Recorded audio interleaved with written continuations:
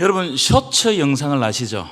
쇼츠 영상, 숏폼이라고 그러는데 요즘 이 쇼츠, 이 유튜브 쇼츠 영상이 굉장히 인기입니다. 그래서 어떤 사람은 이거 보느라고 밤샜다고 하시는 분들이 많습니다. 우리 교회에 유튜브 영상 가운데도 쇼츠가 있습니다. 보셨어요? 짧은 영상 보셨어요? 이 쇼츠 영상은 1분 내외의 아주 짧은 영상인데 여기에 콘텐츠를 담고 내용을 담고 정보를 주는 겁니다. 그래가지고 1분을 통해 가지고 자기가 하고 싶은 말을 하는 겁니다. 얼마 전에 제가 이 쇼츠 영상을 보다가 아주 특이한 영상이 있어서 여러분들에게 소개하고자 하는데, 덤프트럭 기사인데 여자예요. 이 사람이 아침에 일어나는데 굉장히 어두운 감정을 느꼈다는 겁니다. 그런데 이걸 어떻게 극복하는지가 이 쇼츠 영상에 잘 담겨 있습니다. 보시기 바랍니다. 일어났는데 기분이 좀 복잡했습니다. 스트레칭도 좀 하고 명상도 하면서 다잡으려고 해도 이날은 좀 잘 안 되더라고요. 한마디로 일도 가기 싫고 아무것도 안 하고 싶은 그런 날이었어요. 그래도 주어진 일이 있고 아침에는 가야 할 곳이 있잖아요. 아무리 달려도 우울하고 불안한 마음이 쉽사리 가시지 않아요. 제가 이 어두운 감정에서 벗어날 수 있는 기가 막힌 방법이 또 있거든요. 그냥 좋은 말을 계속 내뱉어요. 내가 듣고 싶은 말, 내가 해주고 싶은 말.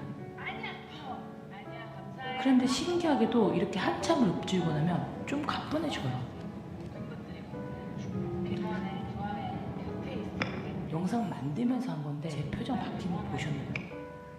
아마 제가 이 말을 해주고 싶은 누군가를 떠올리며 응원의 말, 따뜻한 말을 하다 보니 기분이 좋아지는 듯합니다. 불쑥불쑥 찾아오는 부정적인 감정들이 들 때는 한 번씩 해보시라고. 아무도 없을 때 하는 거 잊지 마시고 언제나 어디서나 안전하세요.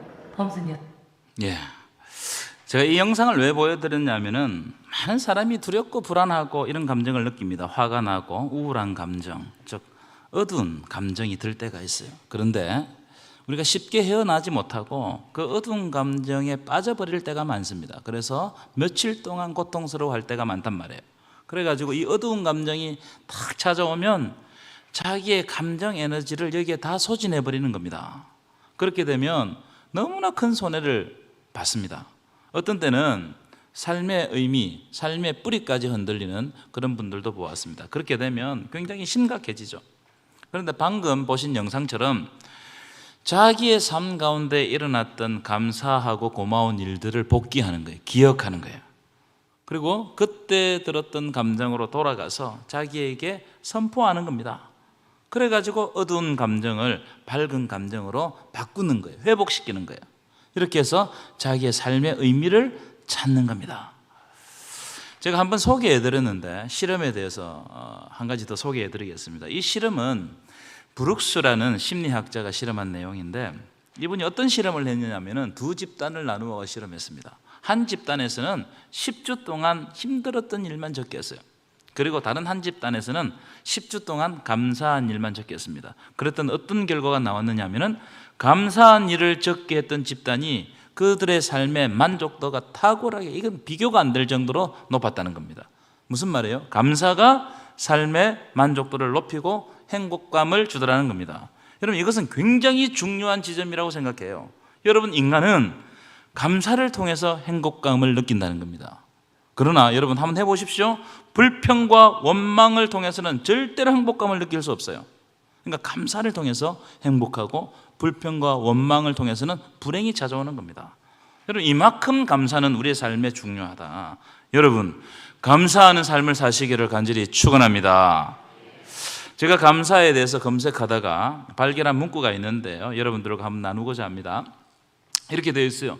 기쁨의 기초는 뭐라고요? 감사다. 기쁜 일이 우리를 감사하게 하는 것이 아니고 감사하는 태도가 우리를 기쁘게 한다. 지난 금요일 저녁에 우리 이성호 목사님이 설교하셨는데, 기적이 일어나면 감사하는 것이 아니고 감사가 기적을 만든다는 거예요. 아멘이십니까? 똑같아요. 감사하는 태도가 우리의 삶을 기쁘게 하고 활력 있게 하는 겁니다. 하나 더 있습니다. 보여드릴까요? 아무리 후회를 해도 과거를 바꿀 수가 있습니까? 없습니까? 없죠.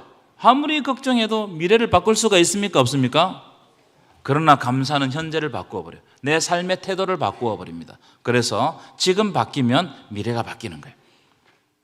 무슨 말입니까? 여러분, 감사가 이만큼 능력이 있다 이 말씀입니다. 여러분, 행복한 삶을 사시기를 원하십니까? 행복한 삶을 사시기를 원하십니까? 감사하시기를 축원합니다. 그래서 사도 바울은 항상 기뻐하라, 쉬지 말고 기도하라, 범사에 어떻게 하라고요? 감사하라. 여러분, 범사에 감사하는 태도가 우리에게 하나님께서 행복을 주신다는 겁니다. 이게 비결입니다. 자, 오늘 말씀은 감사에 대해서 세 가지 주제를 가지고 여러분들과 말씀을 잠시 나누도록 하겠습니다. 첫 번째, 감사는 입술의 열매를 맺게 한다는 거예요. 입술의 열매는 또 감사를 만든다는 겁니다. 여러분, 대부분의 사람들은 자기가 부정적인 언어를 쓰는지 잘 몰라요. 한번 잘 들어보세요. 우리의 언어 습관, 이런 언어 태도 이런 걸 보면요, 얼마나 부정적인 말을 많이 쓰는지 모릅니다. 아이들도 가장 먼저 배우는 말이 뭔지 아세요? 안 돼, 안 돼, 안 돼, 못해. 그런데 이 부정적인 언어는 다른 사람의 감정에도 영향을 미쳐버립니다. 여러분, 부정적인 말을 들으면 기분 좋은 사람 손 들어보세요. 아무도 없죠. 그런데 이런 부정적인 언어를 계속적으로 들으면요, 힘이 빠져요. 그 사람과 대화하기 싫습니다. 왜냐하면 그 부정적인 말에 내 감정이 오염돼요. 내 감정이 지칩니다. 그러니까 그 사람과 만나서 기쁜 이야기, 즐거운 이야기를 하지 못하니까 만날 수가 없는 거예요. 성경은 이렇게 이야기하고 있습니다. 잠언 18장 20절 우리 한번 읽었으면 좋겠는데요. 함께 읽겠습니다. 시작. 사람은 입에서 나오는 열매로 말미암아 배부르게 되나니 곧 그의 입술에서 나는 것으로 말미암아 만족하게 되느니라. 사람은요, 입술의 열매로 말미암아 만족한다는 거예요. 내가 어떤 말을 하느냐, 여기에 따라서 내 만족도가 달라진다.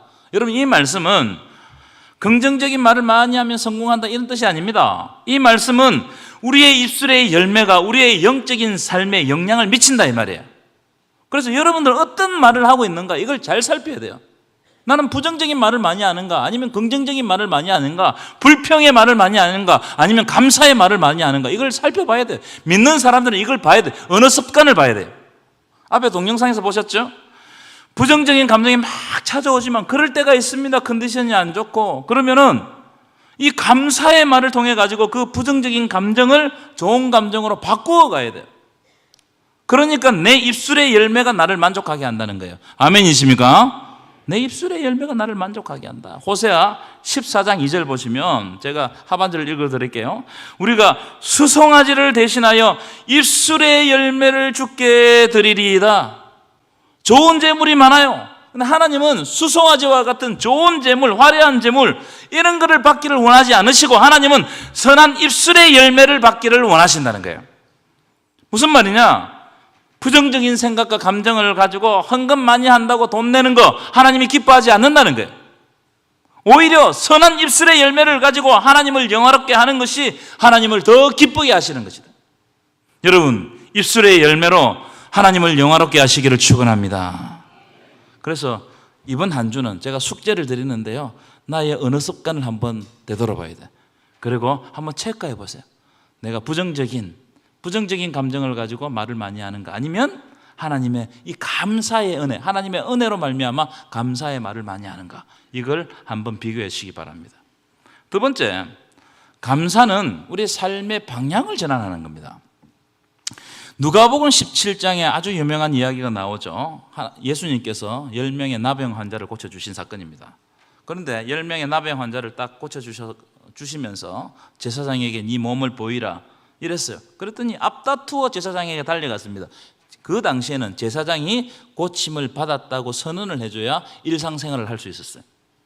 그런데 가다가 9사람이 고침을 받은 겁니다. 10사람이다. 그런데 9사람은 자기 갈 길을 다 가버렸어요. 그런데 단 한 명만 예수님을 찾아와서 감사했는데 이 사람은 사마리아 사람입니다.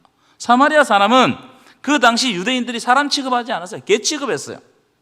이 사람만 예수님께 찾아온 거예요. 그리고 예수님께 감사한 거예요.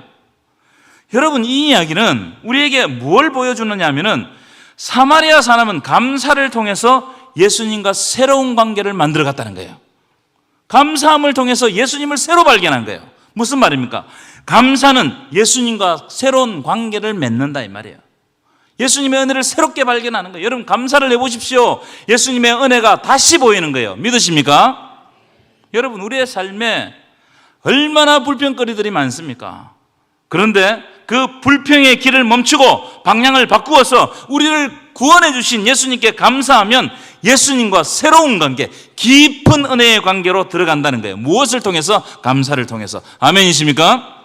그래서 하박국 선지자는 무화과 나무가 무성하지 못하며 포도나무에 열매가 없으며 감람나무에 소출이 없으며 밭에 먹을 것이 없으며 우리의 양이 없으며 외양간에 소가 없을지라도 내 삶에 아무것도 없어요. 다 빼앗아가 버렸어요. 그런데 나는 여호와로 말미암아 즐거워하며 나의 구원의 하나님으로 말미암아 기뻐한다는 거예요. 이게 감사예요. 이게 감사.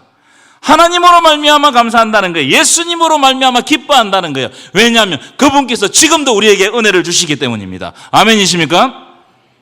여러분, 세상 조건 때문에 감사하면요, 그 조건이 사라지는 순간 감사도 없어지고 불평이 생기는 겁니다. 그러니까 여러분, 세상 조건에 매달리고 감사하려고 하지 마십시오.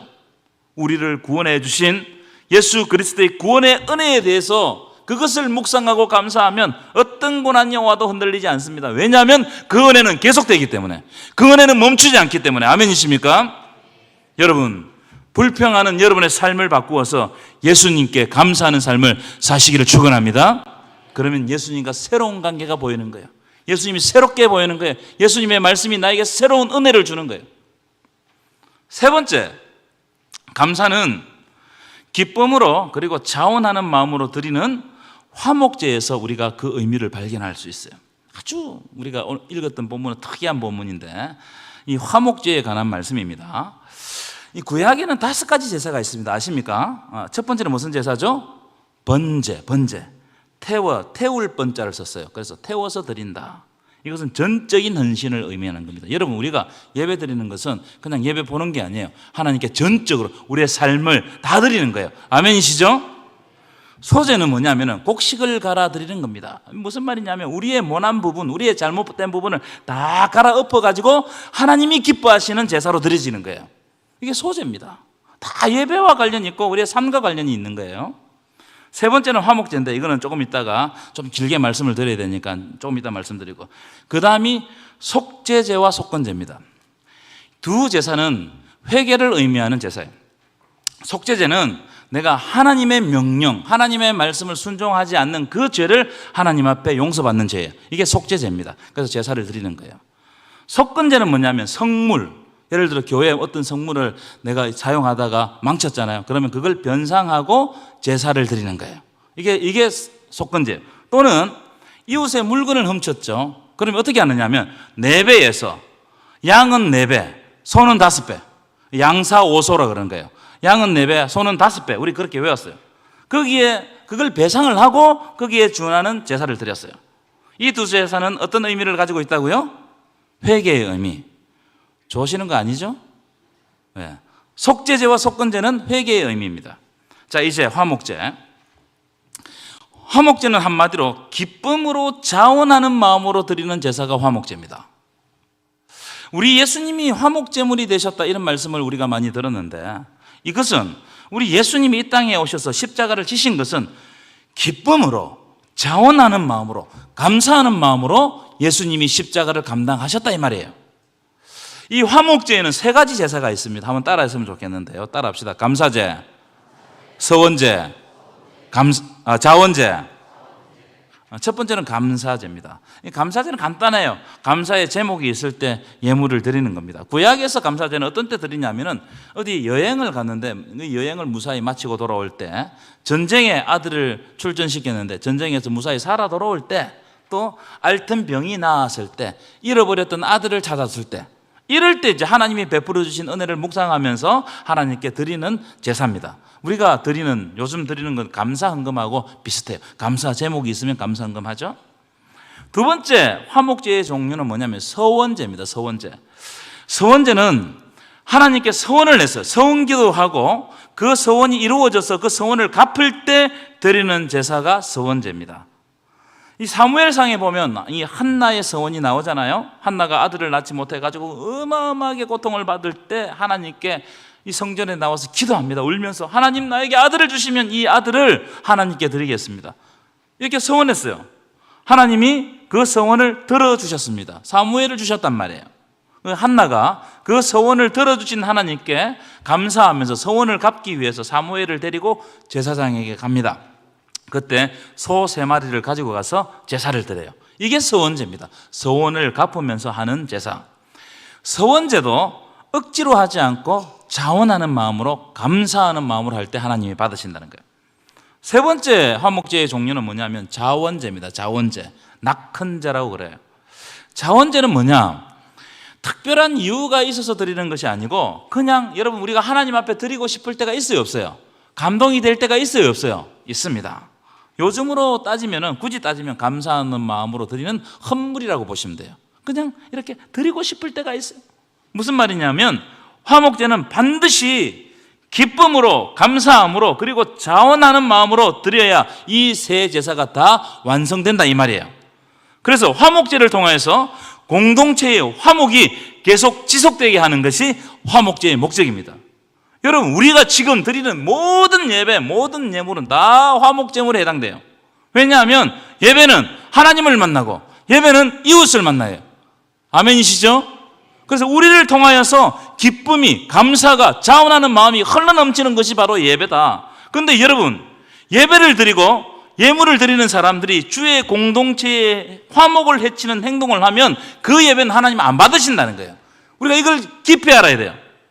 화목제는 기쁨으로, 감사하는 마음으로, 그리고 자원하는 마음으로 드릴 때 완성되는 겁니다. 억지로 하면 하나님 받으지 않습니다. 감사하지 못하는 마음으로 하면 받지 않아요. 안 드리는 게 좋아요. 여러분, 기쁨으로, 감사함으로, 자원하는 마음으로 하나님께 예배와 예물을 드리시기를 간절히 축원합니다. 모든 예배, 우리의 헌신도 마찬가지예요. 봉사도 마찬가지예요. 다 자원하는 마음으로, 기쁨으로, 감사함으로 드릴 때 하나님께 영광이 되는 거예요. 그리고 그 드리는 그 사람에게 하나님께서는 때를 따라 실을 따라 복을 주실 줄 믿습니다. 자, 그런데 오늘 본문에 아주 특이한 장면이 나와요. 뭐냐면은 화목제가 어떻게 완성되는가, 이걸 보여주는 장면인데, 오늘 본문을 보면 화목제는 나누어 먹는 제사예요. 제사를 드리고 난 다음에 이웃을 초청해서 다 나누어 먹어야 돼요. 그래서 화목제는 축제 같은 예배라고 했어요. 유대인들은 화목제를 즐거운 예배라, 즐거운, 함께 나누어 먹으니까. 자, 15절 오늘 본문인데요. 한번 읽어볼까요? 시작. 감사함으로 드리는 화목제물의 고기는 조금이라도 이튿날까지 남겨두면 안 된다는 겁니다. 감사제는 그날 다 먹어야 돼요. 그 다음 날까지 남겨두면 그 제사는 무효가 되는 거예요. 그 예배는 무효가 되는 거예요. 자, 16절부터 18절도 여러분 눈으로 보십시오. 그러면 서원제와 자원제는 어떻게 되느냐? 만약 오늘 예배를 드리잖아요. 지금 예배를 드리면 오늘 지나고 내일 저녁까지는 이걸 다 먹어야 돼요. 3일째 아침에 이 제물, 고기가 남아있으면 안 된다는 거예요. 3일째 아침에 남은 고기는 반드시 불살라라. 여러분, 불살라라 이 말은 그 제사가 온전하지 못했다 이거예요. 온전하지 못했다. 자, 예를 들어 볼까요? 아까 한나 말씀드렸는데, 한나가 서원제를 드리러 갈 때 소 몇 마리 가져간다고 그랬죠? 3마리. 여러분, 만약에 한나가 감사제를 드렸다, 감사제를, 그럼 그 다음날 아침에 고기가 남아있으면 무효가 되는 거예요. 여러분, 소 한 마리가 몇 킬로 정도 되는 줄 아세요? 몇 킬로 정도 될까요? 700, 800킬로 나간답니다. 700, 800킬로. 그러면 그 다음날 아침에 고기가 남아있지 않으려면 어떻게 해야 돼요? 아는 사람 다 불러 모아야 돼요. 그래도 못 먹어요. 하루아침에 그걸 어떻게 먹습니까? 그럼 어떻게 해야 돼요? 가난한 사람들, 소외된 사람들, 레위인들, 모르는 사람들, 이런 사람 초청해야 돼요. 사이가 좋지 못한 사람들, 원수까지라도 이 제사에 참여시켜야 되는 겁니다. 그래야 그 재물이 다 없어져야 하나님께서 받으시고 그 예배가 완성된단 말이에요. 놀라운 일입니다, 여러분. 그래서 화목제를 통해서 이 공동체의 화목이 지속되게 만드는 거예요. 우리의 예배는요, 공동체의 화목이 지속돼야 돼요. 아멘이시죠? 이게 화목제의 목적이다. 이 대목은 화목제가 어떻게 감사와 연결되는지를 보여준다고 생각해요. 여러분, 예배는 감사함으로, 자원하는 마음으로, 기쁨으로 나눌 때 완성되는 줄 믿으시기 바랍니다. 그래서 여러분, 예배 올 때요, 준비를 잘 하셔야 됩니다. 감사하는 마음, 하나님 오늘도 감사하는 마음 주시고 내가 하는 모든 봉사가 자원하는 마음이 되게 하시고 기쁨으로 나눌 때 이 화목제가 하나님 우리 공동체 안에 완성되게 하여 주옵소서. 절대로 예배 마치고 싸우지 마시고 예배 들어오기 전에 싸우지 마시고 이 화목제는요, 화목이 우리를 통해서 계속 지속돼야 된다니까요. 여러분, 우리는 누군가로부터 무언가를 받을 때 즐거워하고 기뻐하고 감사하죠. 그래서 우리에게 결핍이 있고 부족함이 있으면 감사하지 않습니다. 불평하죠. 왜냐하면 감사 제목이 없다고 생각하기 때문이에요. 그런데 화목제를 보면 감사가 받을 때 생기는 것이 아니고 오히려 하나님 앞에 화목, 내 것을 내어주고 나눌 때 생기는 거예요. 내가 가지고 있는 것을 나눌 때 감사의 제목이 하나님 앞에서 풍성하게 생기는 거예요. 무슨 말입니까? 화목제의 나눔을 통해서 우리의 예배가 즐거운 예배가 되고 축제의 예배가 되는 겁니다. 여러분, 지금 우리가 드리는 이 예배가 즐거운 예배임을 믿습니다. 축제의 예배임을 믿습니다. 초대교회를 한번 보세요. 자기 것을 자기 것이라고 하지 않고 나누었습니다. 그때 엄청난 능력이 드러났어요. 아무도 흉내낼 수 없는 공동체가 되었습니다. 여러분, 예수님은 하나님과 나 사이에 그리고 나와 이웃 사이에 화목제물이 되셨습니다. 무슨 말이에요?